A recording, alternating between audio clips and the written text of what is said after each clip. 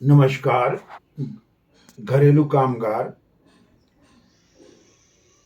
श्रीमान सुब्बा राव जी, उदय पटवर्धन और S N देश पांडे जी के मार्गदर्शन में महाराष्ट्र में भारतीय मजदूर संघ के माध्यम से और श्रम शोध मंडल के माध्यम से घरेलू कामगार पर शोध करने का मौका मिला। स्वाभाविक था कि उस शोध कार्य में जो पूरे महाराष्ट्र में भ्रमण करने और घरेलू कामगार के घर तक जाने का जो मौका मिला, उसे देखने के बाद वो बम्बई का, मुंबई का वो सबसे संकीर्ण चाल वाला इलाका हो या अन्य इलाका हो या गांव देहात तक,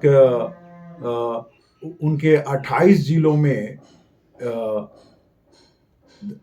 घरेलू कामगार के स्थिति को देखने का मौका मिला। यहाँ तक कि एक सबसे महत्वपूर्ण शिवाजी महाराज के ससुराल में भी घरेलू कामगार का 2 बैठक लेने का मौका मिला। ये सब सौभाग्य और कठिन परिस्थिति में जीने का जो उत्कंठा होता है, वो इस टॉपिक पर मुझे मिला।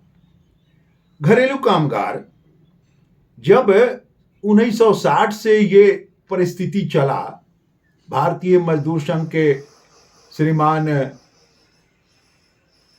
लोगों ने जब इसे बनाया, तो बनने के बाद ये संगठन 1973 आते आते इसका एक विशाल प्रदर्शन बंबई महाराष्ट्र के राजधानी में हुआ।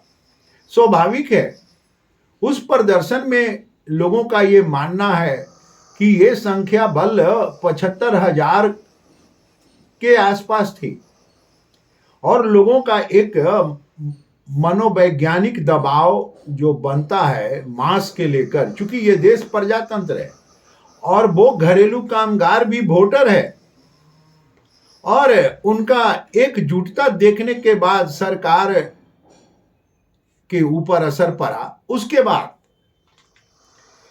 2008 में महाराष्ट्र सरकार ने घरेलू कामगार के लिए महाराष्ट्र घरेलू कामगार विधेयक 2008 पारित किया। यह विधेयक पारित हो गया। इस विधेयक में बाकायदा ये व्यवस्था किया गया कि ये विधेयक में घरेलू कामगारों के दशा दिशा के लिए एक बोर्ड का भी गठन होगा और जिला वाइज प्रत्येक जिला में इसका बोर्ड का शाखा होगा और वहां भी इनके पूरे आकलन की व्यवस्था होगी। इसमें पात्रता रखा गया 18 से 60 वर्ष की आयु की जो महिलाएं हैं, ये बहुत बड़ी चीज है। पात्रता 18 से 60 वर्ष की जो महिलाएं हैं, उनका महाराष्ट्र सरकार पंजीयन करेगी। दूसरा, पीएफ और बीमा का भी प्रावधान इस एक्ट में हुआ, और लेकिन इनके पेंशन की व्यवस्था इस एक्ट में नहीं हुआ।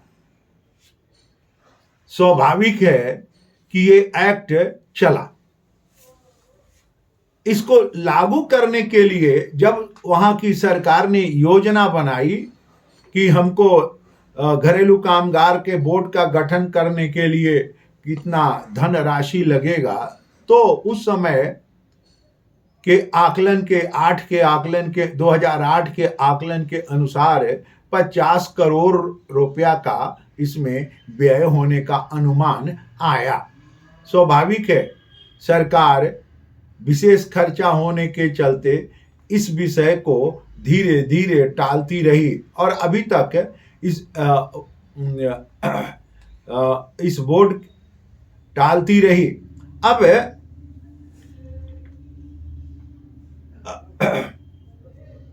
अब आप देखें कोरोना काल का पीरियड। कोरोना काल में प्रवासी मजदूरों का जो आवागमन अपने कार्यस्थल से लेकर गांव तक हुआ, तो उसमें भारत सरकार ने ई श्रम कार्ड की व्यवस्था किया। ई श्रम कार्ड में जो 36 प्रकार के लोगों का उसमें नामांकन होता है, उसमें घरेलू कामगार भी का भी ई रजिस्ट्रेशन होता है। अब ये संख्या करीब 24 करोड़ से देश में ऊपर ई रजिस्ट्रेशन का हो गया है।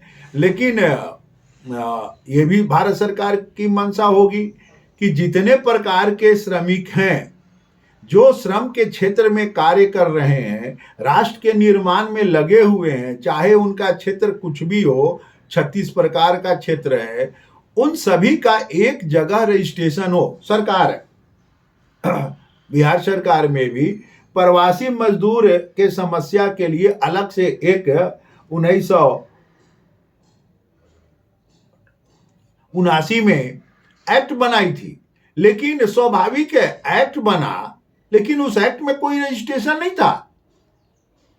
और जिस समय ये प्रवासी मजदूरों का काफिला चल दिया, उस समय सरकार के लिए सोचने और समझने का भी कोई जगह नहीं था, समाज के लिए भी कोई जगह नहीं था, किसी को भी कोई दिमाग में आता नहीं था कि हम क्या करें।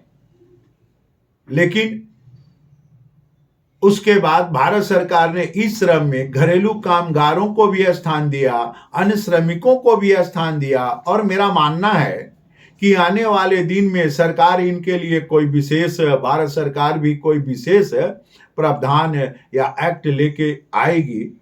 ये शोध प्रबंध जो घरेलू कामगार का है, यह शोध प्रबंध 2010 में इस शोध प्रबंध का ये सौभाग्य रहा कि श्रीमान उदय पटवर्धन जी के नेतृत्व में जो भारतीय मजदूर संघ का सदस्य अंतर्राष्ट्रीय श्रम संगठन की बैठक में गया, वहां ये सारे आंकड़े रखे गए